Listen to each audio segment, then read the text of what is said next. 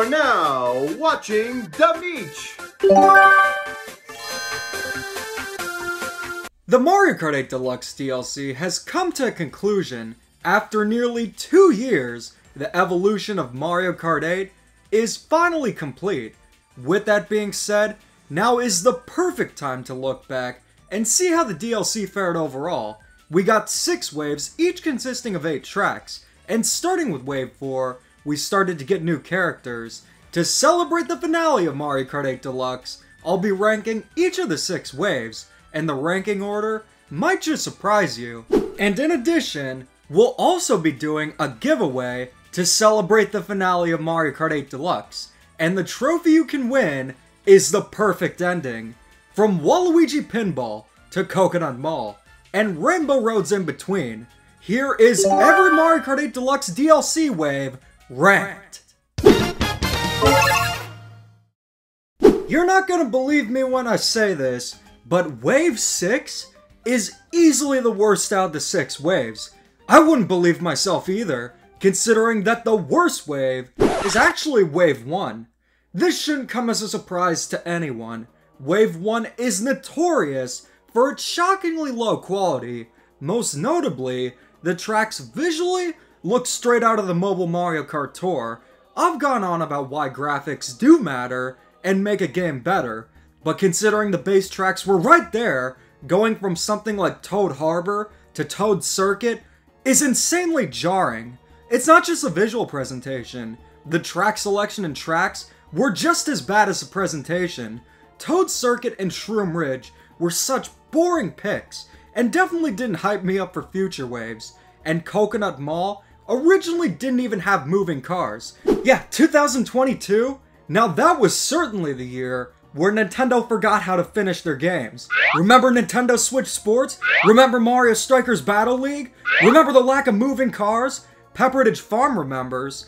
It's safe to say Wave 1 was bad, but was it really that bad? Ninja Hideaway is an excellent track, and I like the inclusion of Tokyo Blur and Paris Promenade. Seeing the Mario Kart Tour City tracks is why I got the DLC in the first place, so it's not all bad. But in terms of Mario Kart, the quality is a train wreck, and if all waves were that of the quality of Wave 1, I'd honestly despise the DLC.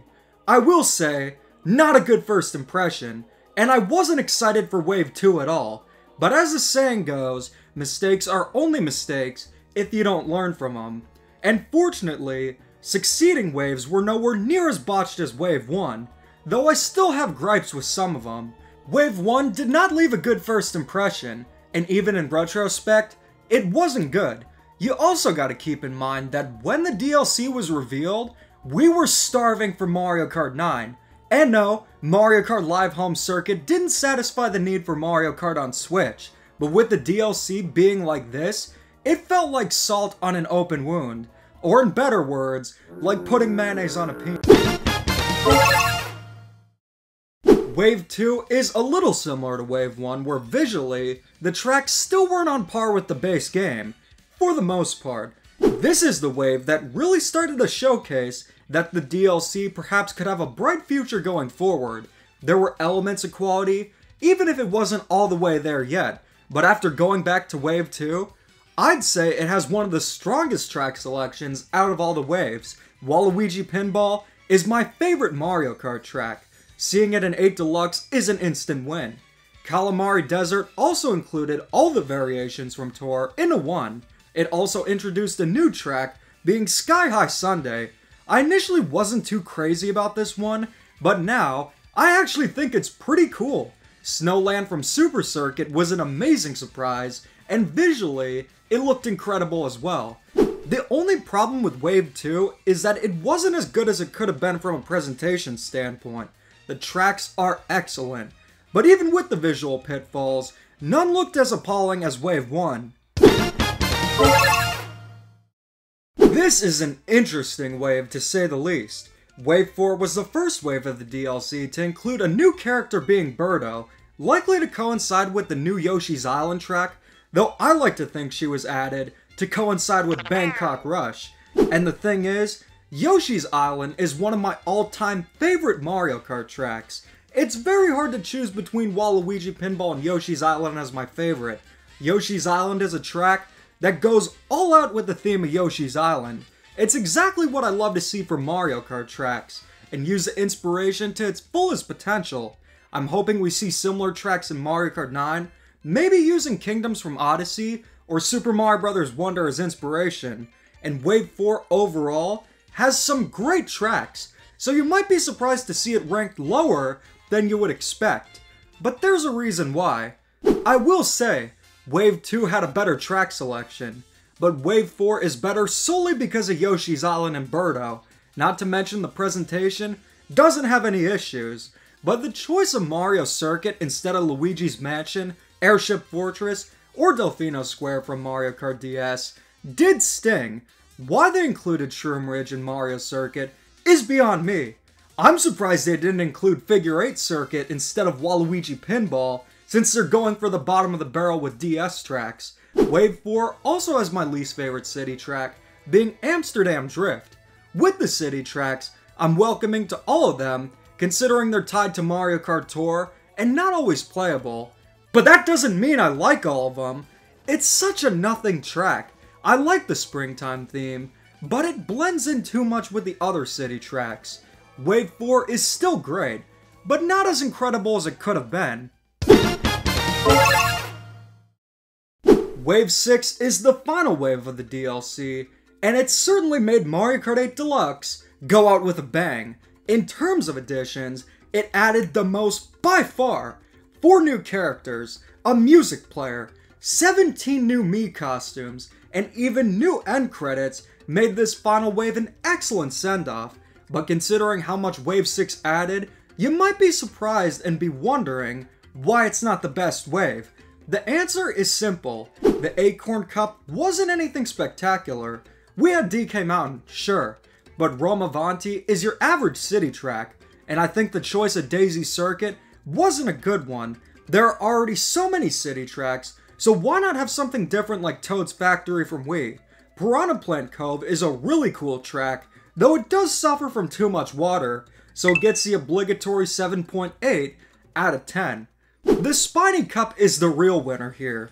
Bowser Castle 3 is one of the best retro tracks in terms of truly reimagining the original, and Wii Rainbow Road is the perfect finale. But even with the average Acorn Cup, the amount of new content and the great Spiny Cup certainly made it feel like a grand finale. Since Wave 6 is the final wave, the final tracks mattered more than ever. I will admit, I am bummed we didn't get Wario Coliseum from Double Dash, but it's overall a great wave and a perfect send-off. Wave 5 is known as the wave that brought the potty to the party. In other words, Squeaky Clean Sprint, the bathroom track, finally became a reality. It's one of the silliest ideas for a track, but it feels so right. It's almost like a sequel to Ribbon Road, and it's an excellent track. My favorite new track is still Yoshi's Island, but Squeaky Clean Sprint comes pretty close, though it is slightly behind another new track we'll look at very soon. Wave 5 introduced 3 new characters as well. Wiggler was a very nice surprise. I did not expect to see him return. Petey Piranha finally came back, and he is huge! And Kamek finally became playable after being snubbed from Mario Kart 64 and the original Mario Kart 8. All excellent additions, but where Wave 5 continues to shine is with the track selection.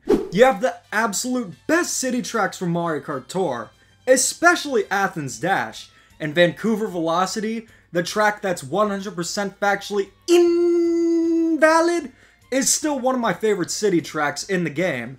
Even Los Angeles Laps is a great track, though I think it makes California look too nice. Classic tracks like Koopa Cape and Daisy Cruiser also return. A really strong aspect of Wave 5 is the theming. This released during the summer, and a lot of the tracks are just perfect summer picks. Joshi would be proud. The only thing preventing it from being the best wave is Sunset Wilds, or should I say, Sun Don't Set Wilds. This was a bummer considering Sunset Wilds is my favorite track from Super Circuit, and was one of my most wanted tracks to return, but unfortunately, it doesn't have the sunset that makes Sunset Wilds, but if Sunset Wilds didn't end up botched, it easily would be my favorite wave. So now we get into what is the best wave out of all the DLC.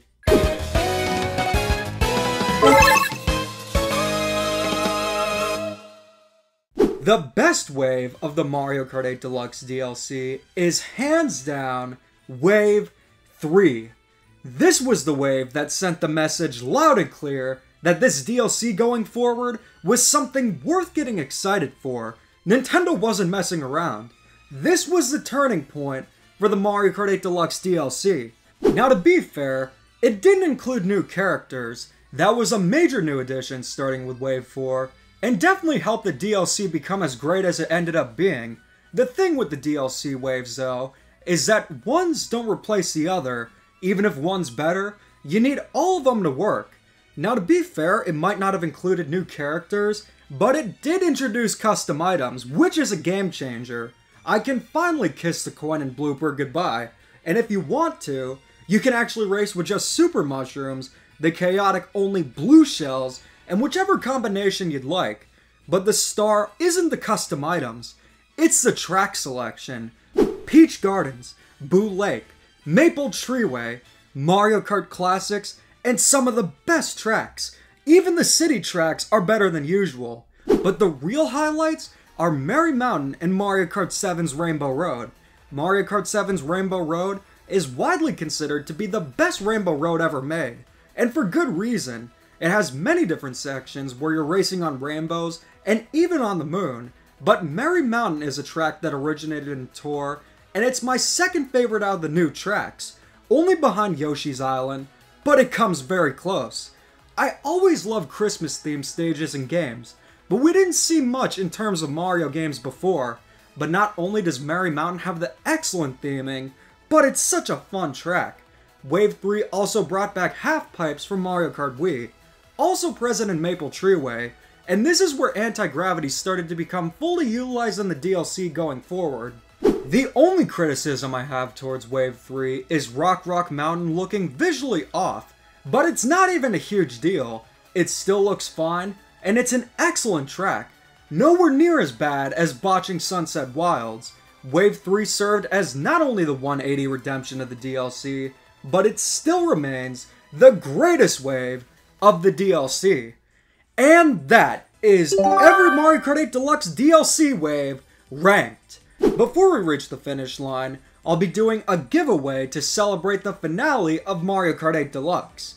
And we're gonna end the way we started. I'll be giving away a figure of the greatest Mario Kart character.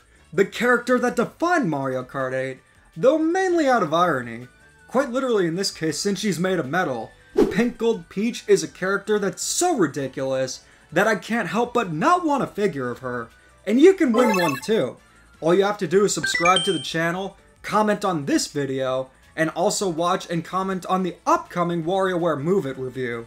You can start now by commenting on this video, and then leave a comment on the Move It review when it releases within the next few days. Leave a comment starting with what Pink Gold Peach means to me, and explain why having a Pink Gold Peach figurine will benefit your life. The winner will be the best comment. Make it funny, make it clever, get creative, and explain why you want the Pink Gold Peach figure.